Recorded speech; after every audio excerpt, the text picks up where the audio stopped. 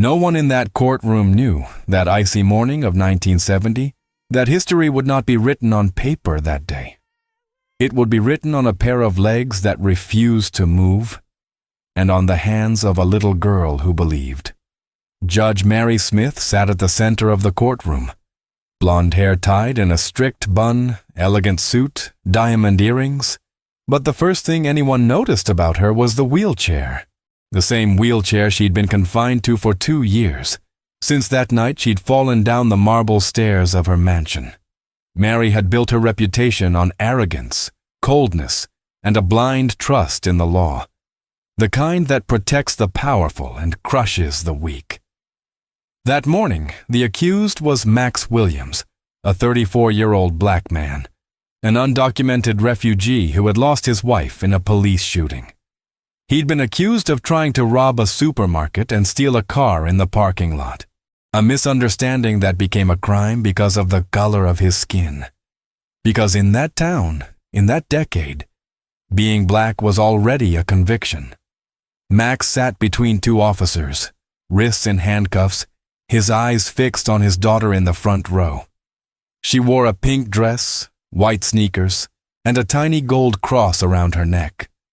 Her name, Anna Williams, 8 years old, black, with Down syndrome, and the kind of innocence that makes the world uncomfortable.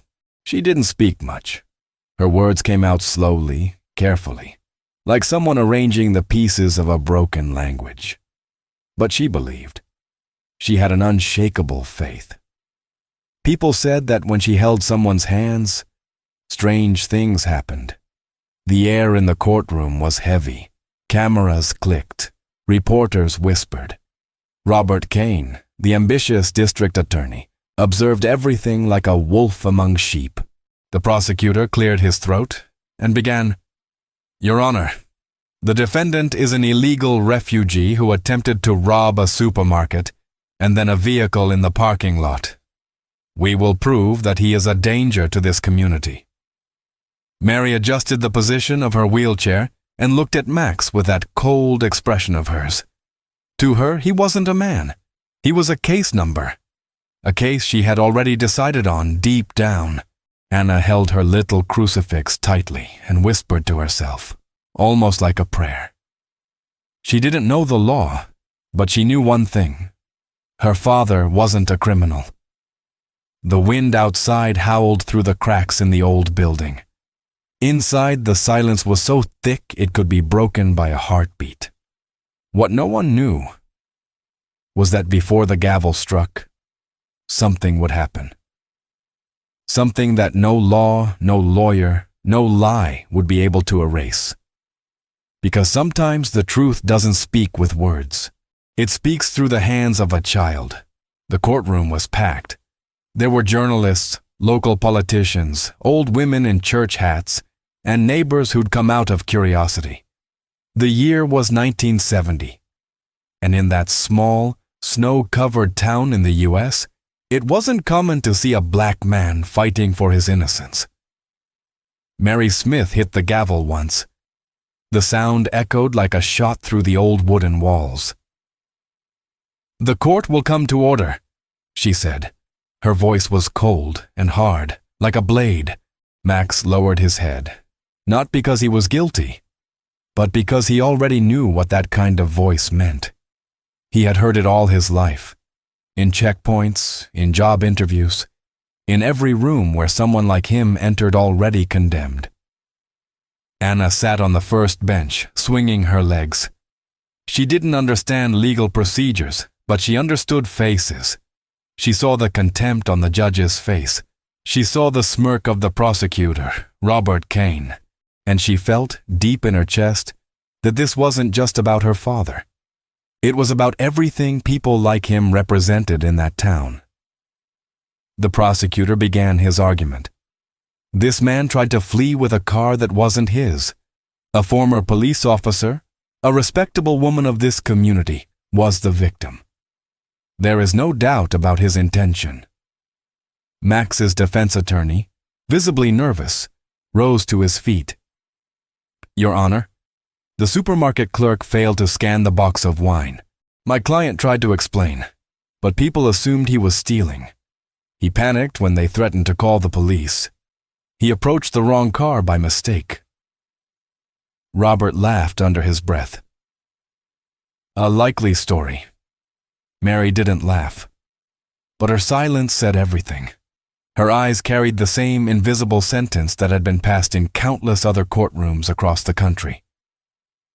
Guilty? Because you're black. Outside, the wind grew stronger. The sky darkened, and for some reason, everyone in that room felt a weight they couldn't explain. Anna squeezed the crucifix in her hands.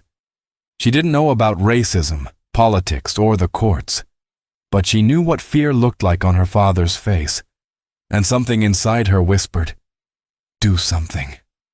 So she stood up, quietly.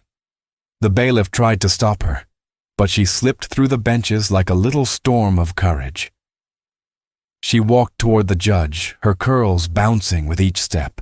Her voice was soft, uncertain, but clear enough to cut through the silence. If I help you. You help my dad? The entire courtroom froze. Robert smirked in disbelief. The bailiff looked to the judge for instructions. Mary raised an eyebrow, annoyed. "Child, sit back down. This is not a place for games." But Anna didn't move. She lifted her small hand toward the judge. And then something happened. A sudden gust of icy wind blew through the room, making the old chandelier tremble. Mary felt something strange. A warmth rising in her legs, something she hadn't felt in years. The crowd gasped. It wasn't just a child speaking anymore. It was something greater than all of them moving in that room. And the trial had only just begun. Mary Smith blinked, startled. She didn't understand. She hadn't felt anything below her waist in 2 years.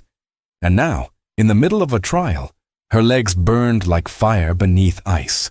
She gripped the edge of the bench to hide the tremor in her hands. The journalists leaned forward, sensing something strange in the air. No one dared to speak. Anna kept her hand raised. Her small brown fingers trembled, but her eyes were steady, like someone who didn't need permission to believe. "I can help," she whispered. Robert Kane took a step forward, trying to break the tension. "Your Honor, this is absurd. We're not here for childish theatrics. The defendant's daughter is clearly confused." But his words didn't reach Mary, because deep inside, she wasn't hearing Robert. She was hearing her own heartbeat, a sound she thought she'd forgotten. Flashbacks cut through her mind like knives. The fall down the staircase, the sterile hospital lights, the doctor saying she would never walk again, the pitying looks of other judges, her own bitterness growing like a thorny vine. And now, this little girl, a child who didn't even know how to say every word right. Somehow, she had made the impossible stir beneath Mary's skin. The courtroom started to buzz. People whispered. Journalists scribbled in their notebooks. "What's going on? Is the judge moving her legs?" "No, that's impossible." Mary slammed the gavel. "Order!" The sound was loud, but her voice cracked slightly. Anna took another step closer. She was so small the crucifix on her chest looked too big for her. Her curls framed her round face, and her black eyes shone like a candle in the cold.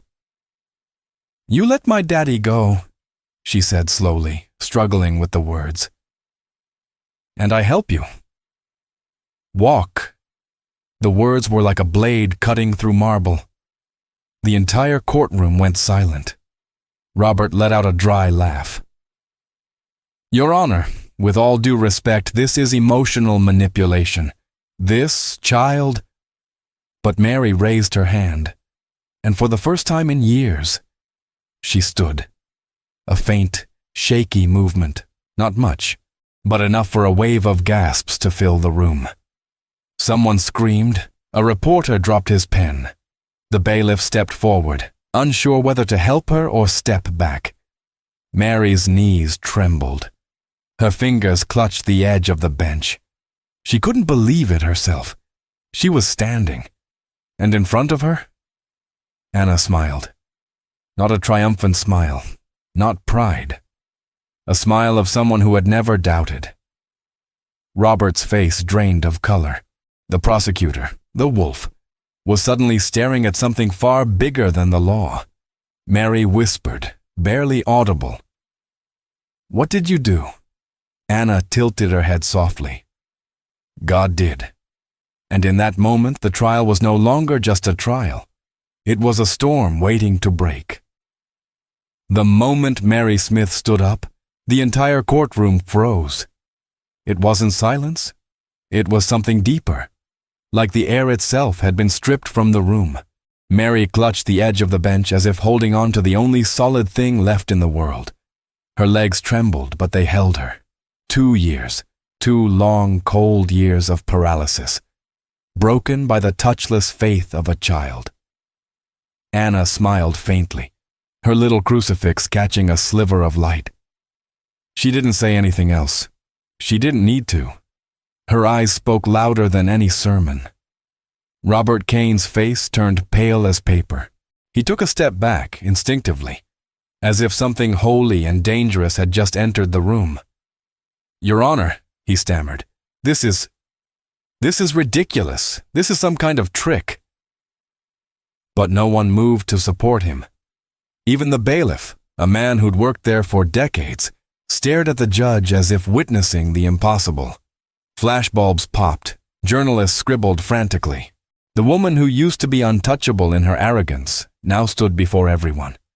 Not as a god, not as a machine of law, but as a human being struck by something she couldn't control. Mary's voice came out uneven. "This isn't happening."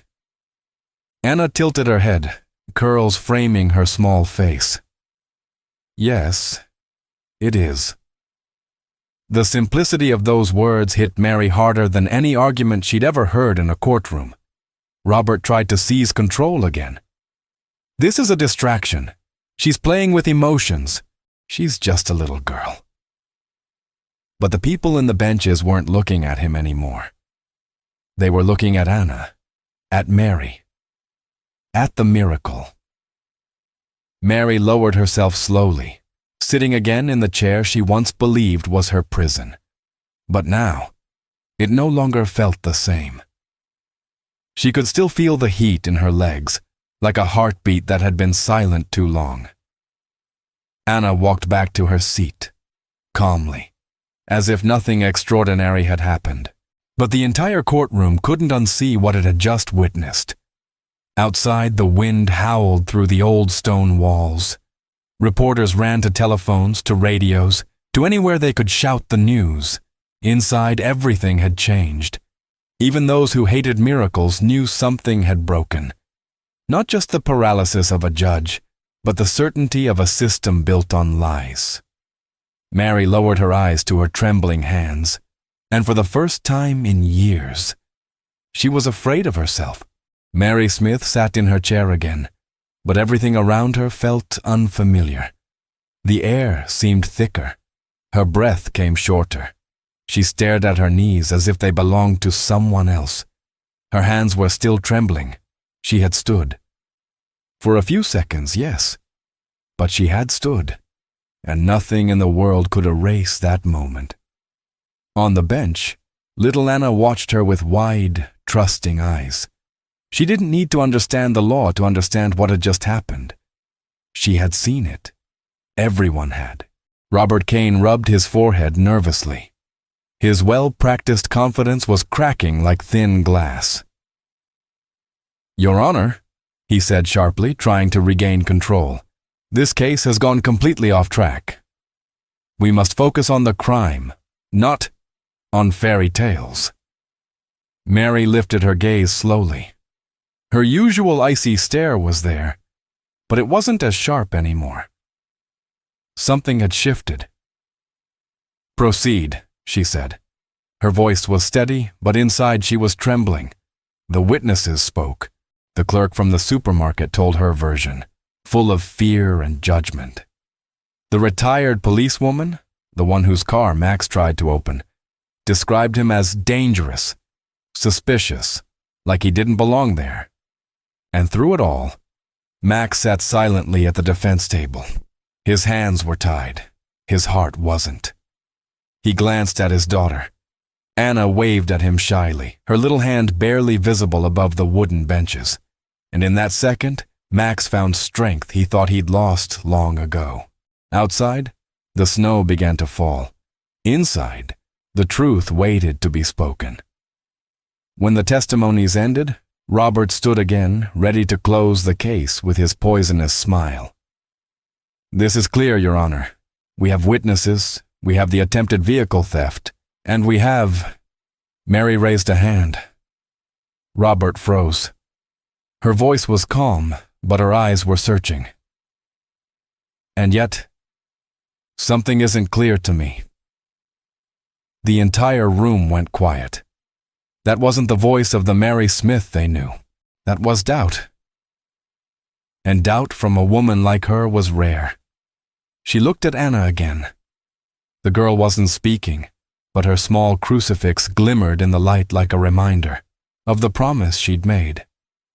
"If I help you, you help my daddy." Mary's heart tightened. She'd spent years worshiping the law like a god. And now, the law was shaking beneath the weight of something bigger. She didn't say it out loud, but something inside her whispered, what if the miracle was just the beginning? Mary Smith didn't sleep that night. The courtroom had emptied hours ago, but the feeling in her legs still hadn't faded. For the first time in 2 years, she could feel her body again. Not fully, not completely, but enough to remind her what it meant to be alive. She sat alone in her study, surrounded by books on law and philosophy, pretending to read, but not seeing a single word. The snow outside fell silently against the tall courthouse windows. Inside, her heart pounded like a gavel. She remembered the look in Anna's eyes, that calm certainty. That child didn't know the rules of power, law, or control. But she believed, and belief had done what science, medicine, and money couldn't. Mary whispered into the empty room, "This isn't real." But the warmth in her legs answered back louder than any voice. She clenched her fists, furious at herself for even entertaining the thought of faith. She was Mary Smith, the untouchable judge, the woman who'd mocked prayer and miracles her whole life. A Republican, a woman of iron logic and money. She didn't believe in children's whispers or divine hands. And yet, she had stood.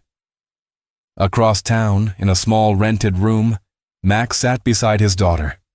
Anna was asleep, clutching her little crucifix. Her breathing was soft, like the world hadn't broken her yet. Max stroked her curls gently, whispering to himself, "God, please, let them see the truth." He was a refugee, a widower, a black man in a white town in 1970. The system was never on his side. But his daughter, she had something no one else did. An unshakable faith that made even a judge's legs tremble. Back in her house, Mary wheeled herself toward the mirror. She stared at her reflection, her perfectly styled hair, her expensive silk nightgown, her cold blue eyes.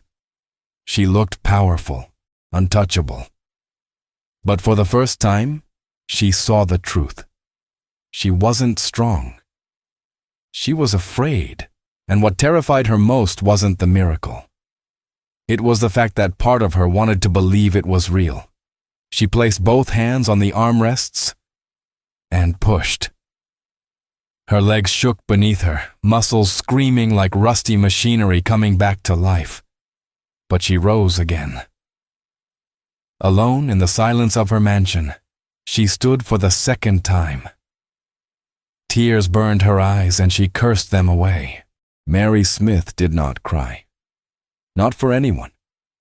But faith especially the kind that comes from a child, doesn't need permission. She sank back down, breathless, terrified, and trembling with something dangerously close to hope.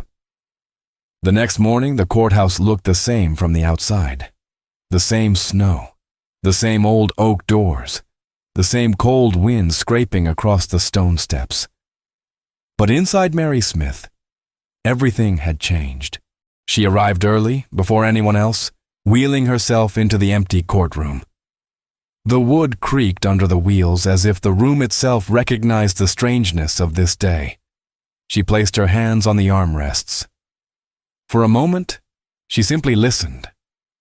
To the silence, to her breath, to the faint pulse in her legs. She didn't imagine it. It was still there. She stood again, this time with no witnesses. Her knees shook, but she didn't fall.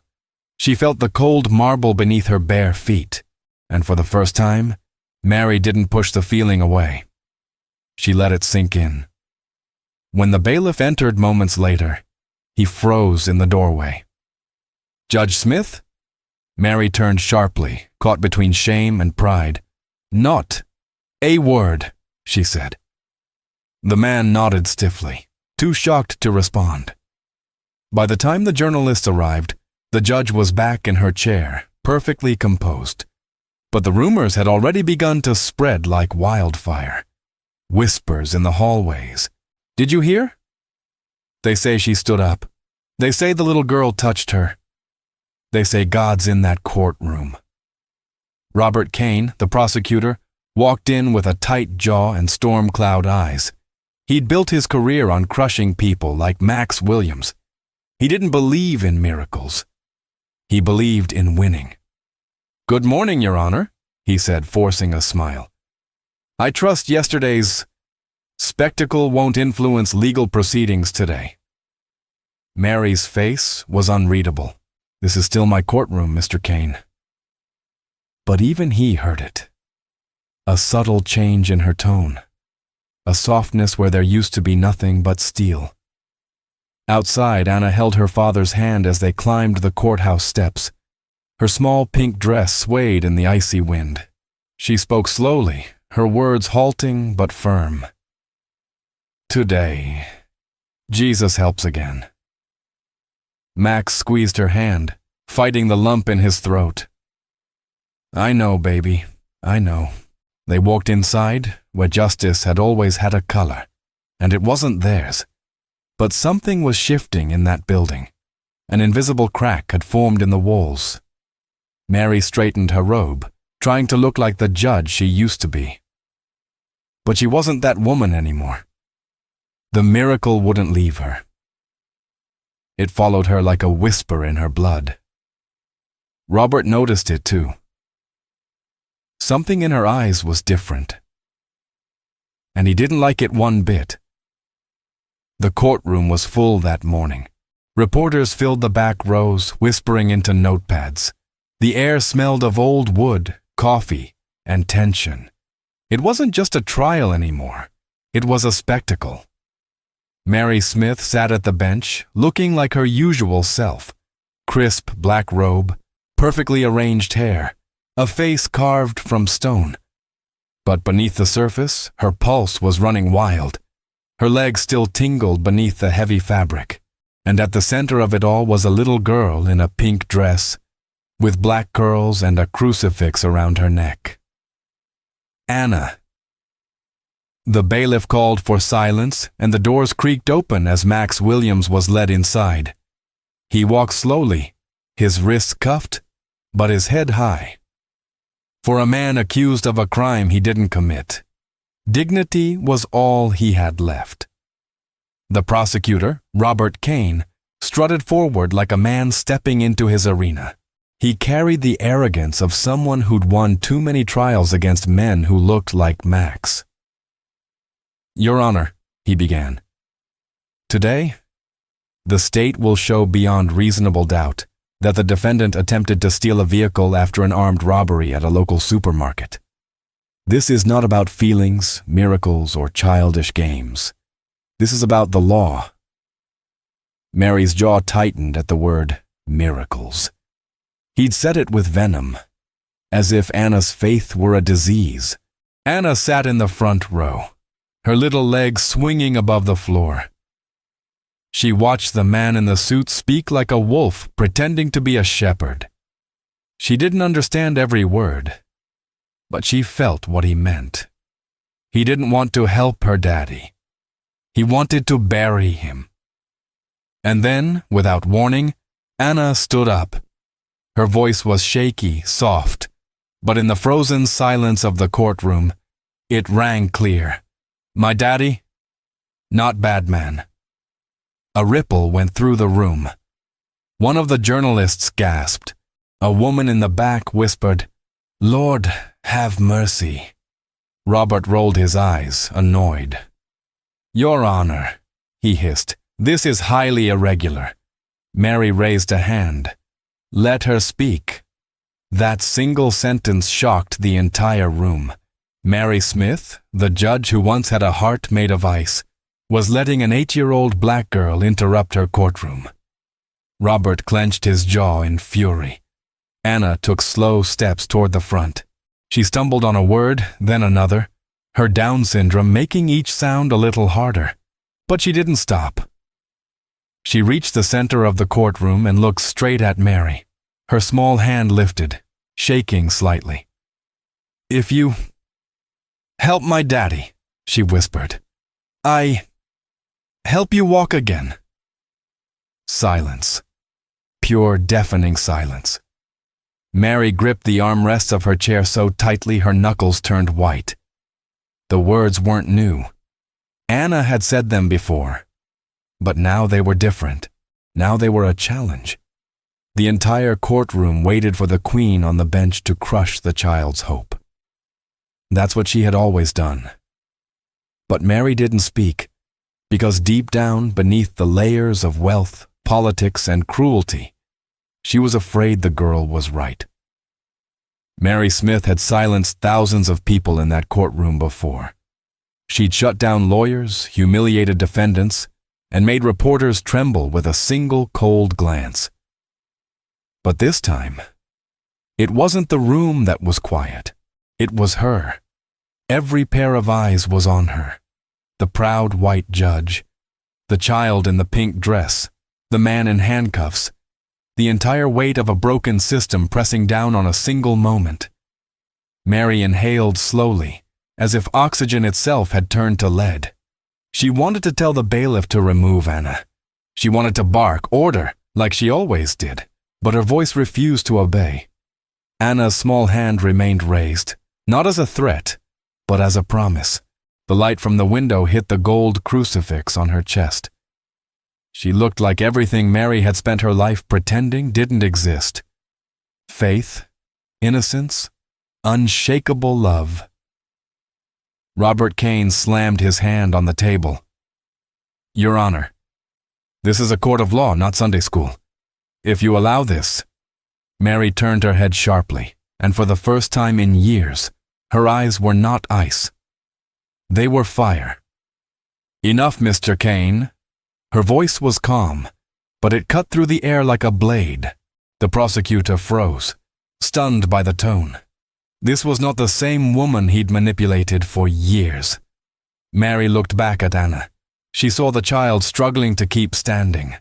Her knees trembled. Her speech was imperfect, but her faith was perfect.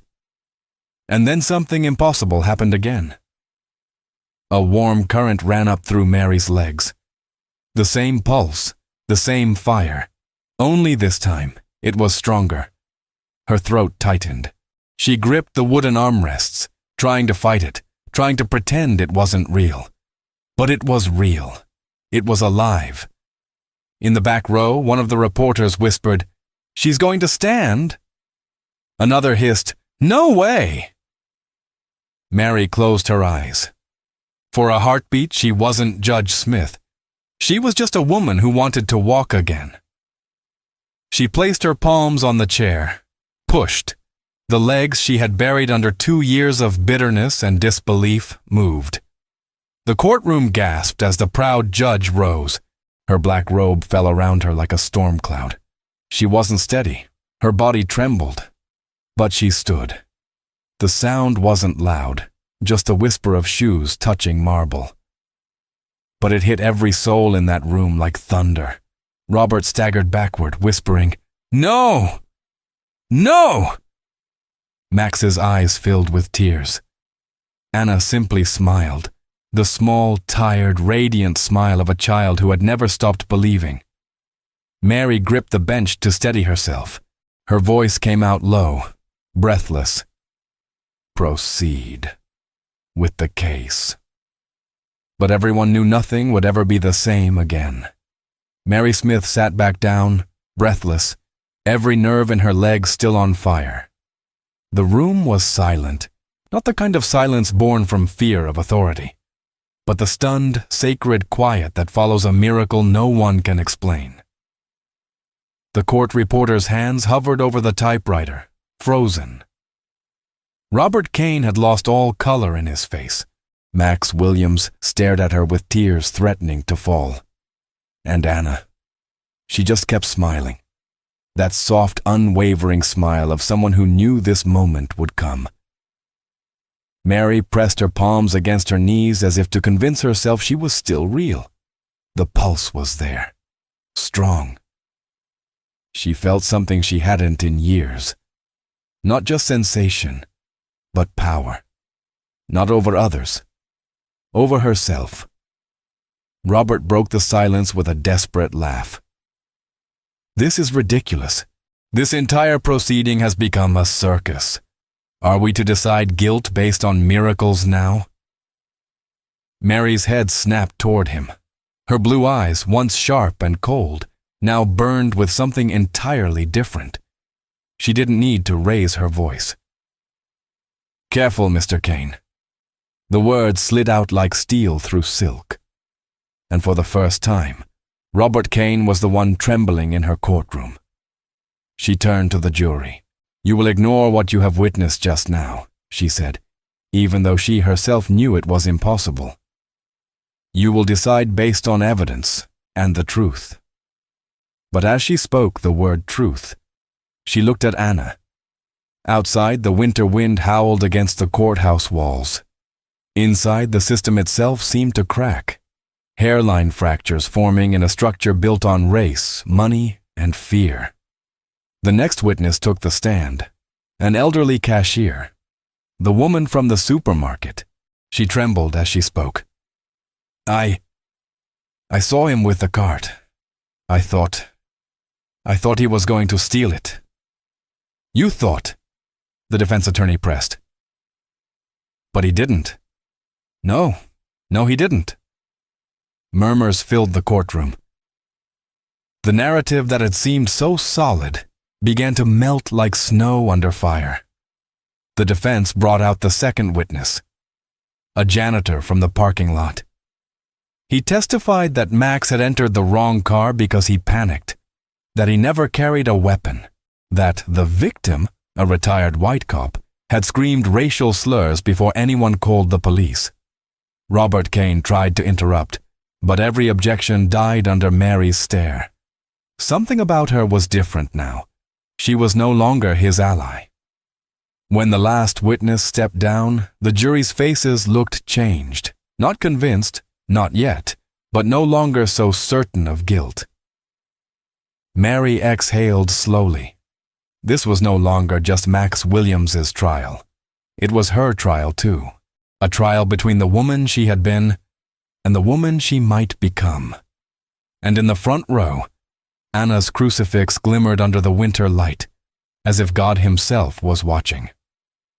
The courthouse emptied slowly after the day's session, but Mary Smith stayed behind. She sat alone on the bench where so many lives had been shattered under her cold rulings. The echo of her own voice from years of harsh verdicts still lingered in those walls. She stared down at her hands, elegant, pale, perfectly manicured, hands that had signed deportation orders, dismissed pleas, denied appeals. She'd always told herself it was just the law, just procedure, just her job. But tonight, Those same hands had held the weight of a miracle.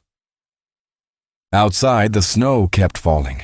Inside, a woman who had built her life on power and control was beginning to unravel. She whispered to the empty room, "Why her? Why that child?" But deep down, she knew the answer. Because Anna had believed in something she had spent her whole life rejecting. Meanwhile, across town, in a tiny one-room apartment, Max sat by his daughter's bed. Anna was fast asleep, one arm wrapped around her crucifix like a soldier clutching a flag. The soft hum of the radiator was the only sound in the room. Max stroked her hair gently. His hands were rough from years of factory work, his heart tired from running, from surviving. "I don't know how you did it, baby," he whispered. "But I think God heard you." For the first time in years, he let himself cry. Quiet, trembling tears. Tears not of despair, but of fragile hope. Back at her mansion, Mary wheeled herself into the study. The walls were lined with law books, degrees, certificates, trophies of a life built on being untouchable. But now they felt hollow. She poured herself a drink, but it didn't warm her. The image of Anna standing in her pink dress, defying the entire system with nothing but faith, burned in her mind. It wasn't the law that shook her today. It was truth. As midnight neared, the telephone on her desk rang sharply, cutting through the silence. She hesitated before picking it up. "Mary," a man's voice said smoothly. "Robert Kane. We need to talk. In private." Her jaw tightened. "About what?" "About this case, and about what happens if you let it go too far." His tone was soft, but it carried poison. She'd known that kind of voice before. It wasn't a conversation, it was a warning. "The miracle doesn't change the law," he continued. "And the law doesn't save refugees, especially not people like him. You know how this ends." Mary's hand shook on the receiver. She hated that he was right about how the system worked, but for the first time, she didn't want to accept it. "Good night, Mr. Kane," she said coldly and hung up. She stared out the frost-covered window, her reflection looking back at her like a stranger. She had stood. She had felt life in her legs again.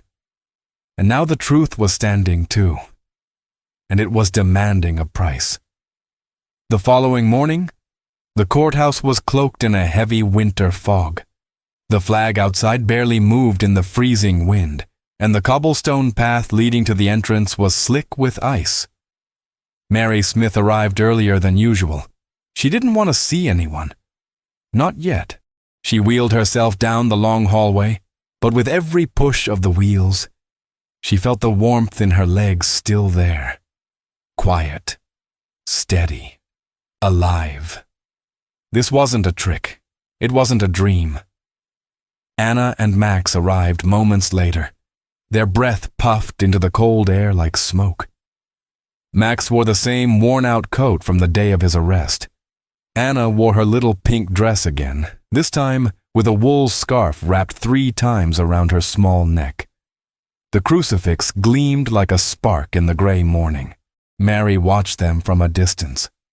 She'd never paid attention to the way people looked when they entered her courtroom.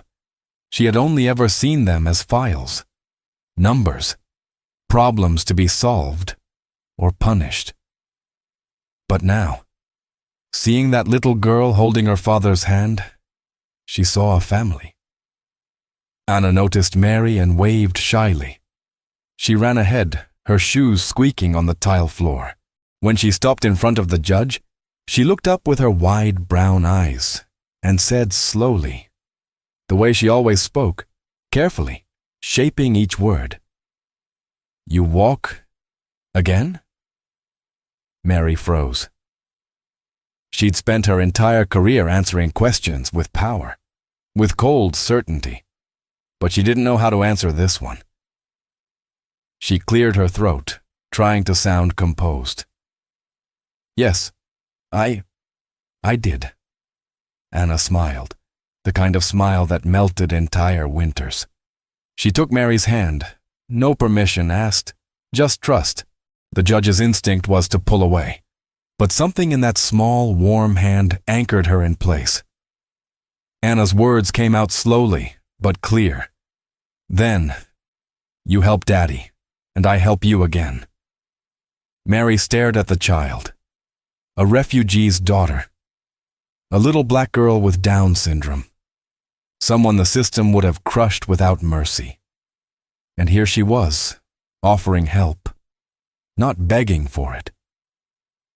For the first time, Mary lowered her eyes. Her carefully built armor, wealth, whiteness, power, cynicism, cracked a little more. She squeezed Anna's hand back. I promise, I'll listen. Outside, the bell tower struck 9 a.m. The trial was about to resume, but this time, it wasn't just Max Williams on trial. It was every choice Mary Smith had ever made. The courtroom was colder than usual that morning. The fog outside pressed against the windows like a silent crowd waiting for a verdict. Inside, the air was thick with a kind of tension Mary Smith had never felt before. This wasn't just another trial. This was the day something broke inside the system. Robert Kane stood by the prosecutor's table, flipping through his notes with calculated ease. He wasn't nervous, at least not on the outside. He'd spent years turning cases like Max's into personal trophies. To him, this should have been an easy win. A poor black refugee, accused of theft, no papers, no protection, no chance. But there was one thing he hadn't planned for. The little girl. Anna sat in the front row beside Max, swinging her legs, holding her crucifix. Her eyes never left Mary. It wasn't a stare of defiance. It was trust, the kind that could crush a soul that didn't deserve it. The bailiff announced the opening of the session. Robert began his speech, sharp as a blade. This is a matter of law, not emotion. The defendant, Mr. Kane. Mary interrupted. Her voice was firm. The man froze mid-sentence. No judge had ever interrupted him like that. Mary leaned forward slightly, the black fabric of her robe heavy on her shoulders. You will address the evidence, not assumptions, not prejudices. A stunned murmur spread through the room. Something was changing, and everyone could feel it. Robert tried to recover. Of course, Your Honor. Evidence, yes. The defendant was seen. But the defense attorney stood this time, holding something in his hand. A small metal pen. This, he said, was found behind the hardware store next to the supermarket. It's a recording device. Someone, not Max, was recording the entire parking lot that night. He pressed play. The tinny sound filled the courtroom. A man's voice shouting racial slurs. The retired cop yelling. The panic in Max's voice as he tried to explain in broken English. And finally, the sound of a different man's voice. Cold, commanding. Robert Kane. Robert's jaw locked. Mary's fingers gripped the wooden bench. The entire room froze as the recording continued. Keep him there. I want a clean case. He's perfect for this. A shiver spread through the gallery. The reporters in the back row leaned forward, pens scratching furiously. For the first time in the trial, the truth had teeth. Robert tried to object, but Mary's hand came down hard. Overruled. Her voice cut like iron. The man who had controlled the narrative for years suddenly looked very small. Anna tilted her head slightly, as if she didn't fully understand the legal weight of what had just happened. But she understood everything that mattered. Her daddy wasn't a bad man. And for the first time since the trial began, the wall built to keep people like Max Williams down began to crack. The sound of that recording hung in the air long after it stopped playing. No one dared to breathe. The truth had arrived, and it was loud enough to silence even the law. Robert Kane's face turned pale, then red, then pale again. He tried to speak, but the words stumbled. "Your Honor, this is an illegal recording. It has no merit." Mary Smith cut him off with a voice she didn't recognize as her own. It wasn't cold. It wasn't cruel. It was human. "Mr. Kane, sit down." The courtroom gasped.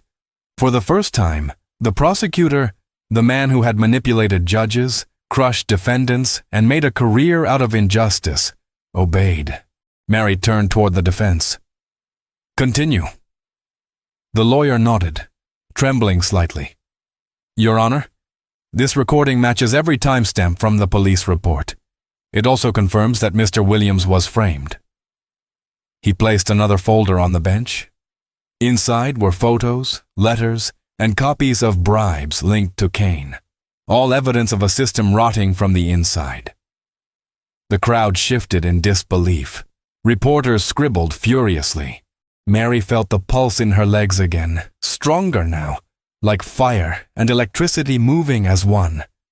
She knew what it meant. The miracle was no longer just in her body. It was in the truth fighting to be heard. Robert stood once more, desperate.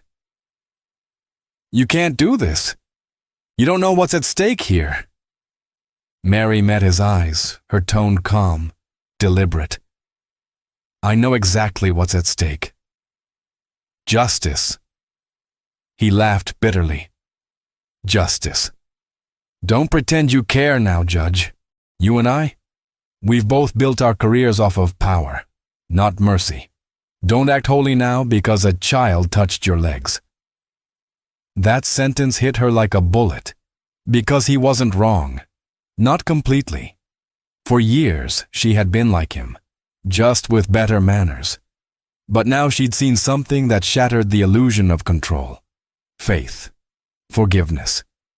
Grace that didn't need permission. She rose from her chair.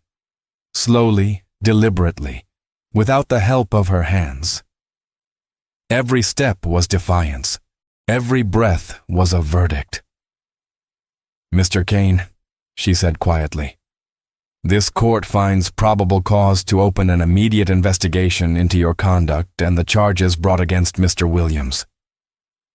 Gasps rippled through the room. A few people even clapped before stopping, unsure if they were allowed. Robert's face twisted.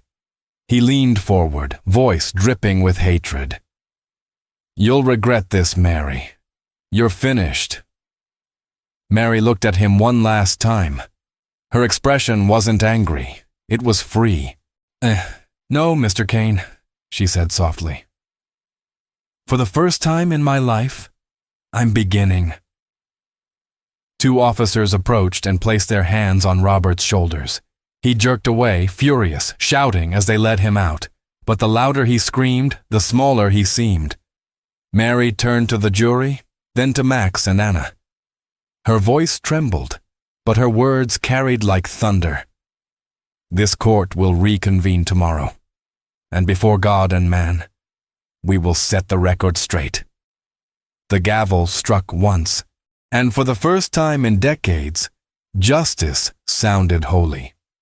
The next morning, the courtroom was packed to the walls. Reporters jostled for space in the back, their typewriters ready. Spectators whispered prayers, clutching their coats against the winter chill.